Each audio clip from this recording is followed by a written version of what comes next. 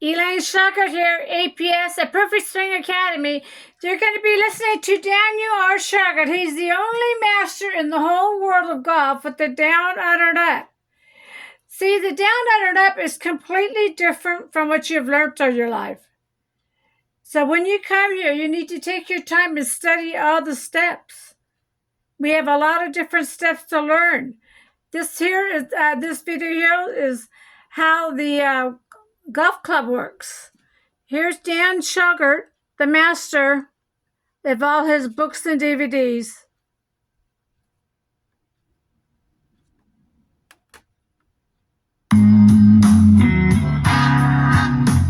Before we begin working on how do we swing the golf club, I think it's important to learn something about the golf club. Sort of like if you want to learn how to drive a car, you have to first learn how a car works. And I'm going to teach you how a golf club works. Your golf club is designed to be an extension of your left arm. The club swings from your shoulder down to the club head. Should be a straight line when seen from the front. Seen from the side, it will angle down a bit and then out. How much down does it angle? That's going to have a lot to do with how you're built. But one of the most important things you're going to want to learn here is that we just let the weight of the club head set the hand for down. Because when we're swinging through this ball going really fast, down is where the wrist is going to be when you hit the ball. Now the club itself, when the manufacturer makes it, has 4 words that begin with the letter L. The first one is the loft. Manufacturer bends whatever degrees of loft he wants it for the club at hand. This happens to be a pitching wedge, about 48 degrees of loft. He then puts the correct length shaft in. You wouldn't put a driver shaft in a pitching wedge or vice versa. It wouldn't be right. You need a longer shaft when you want to hit the ball farther, and a shorter one for control when you want to hit it shorter. The third letter L is the lie angle. The lie angle is what they adjust when you get your clubs fitted to you. The lie angle is designed, it's a bending up or down of the toe of the club relative to the shaft, so that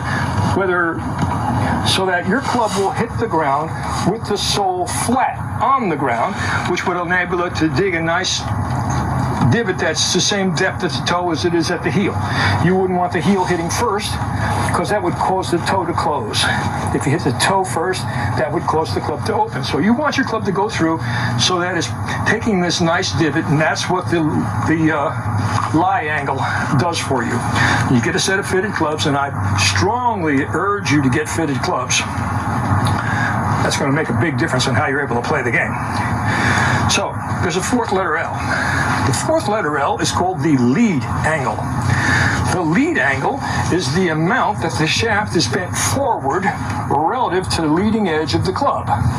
So if we set this club down on the ground and we had it straight up and down, we would not have the loft that the manufacturer wants in the club. But if we put it straight flat on the ground and we pointed it forward of center to our hip. Now it's important before I go further with that to let you know that the wedges are played from center to the right and very rarely forward of that unless there's some reason to hit it extra high. You're going to hit it plenty high from the middle of your stance. No reason to move it forward unless you got some very tall tree to go over or something. If the club is sold between your heels, on a line between your heels with a wedge,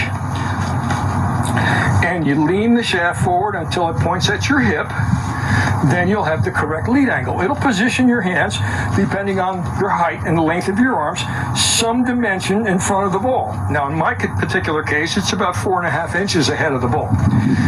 It would be the same no matter what club I have in my hand. Now, here I have a driver, which will be played way up, and I'm going to put this club down so you can see where way up would be, almost off the ball of my foot. But if you're looking from my point of view, you would see that my hands are still about 4.5 inches ahead of that club face. This enables me to hit the ball before I have reached full extension while the club is still accelerating. So it's extremely important to understand what these lead angles are. Now, as your clubs, and the lead angles graduate. So here we have the driver, which is way farther from me and way farther forward. And here we have the wedge. And on a properly fitted set of clubs, your hand will pretty much be in the same place. There will be a little bit different for your angle of your wrist, and the angle of the wrist, the weight of it down is going to determine how tall you stand and where you are relative to the ball. With a wedge, when I set it down, it gives me a little more body tilt automatically. So understand that the club will help you set yourself to the ball. Here I've got that up off the ball of my foot. Here I've got the wedge centered in my stance. I would like your 9-iron, your pitching wedge, and all your wedges to be played from this point to your right if you're right-handed. As the clubs get longer than that, your 8-iron, because the shaft is a little longer, is going to be a little bit farther away from you. And because the lead angle, the amount that the hustle is bent forward, is a little less, it'll also move forward. What will happen is the club will move forward about a ½ inch per club. So if we're starting from the center with a 9-iron, an 8-iron will be a ½ inch forward to center, a 7 would be 1 inch forward to center, 6-iron, 1.5 inches, 5, 4, etc. And that's what you need to know about the golf club. Another important thing to know about the golf club is that it does not swing around the end as if it was held from the end swinging this way.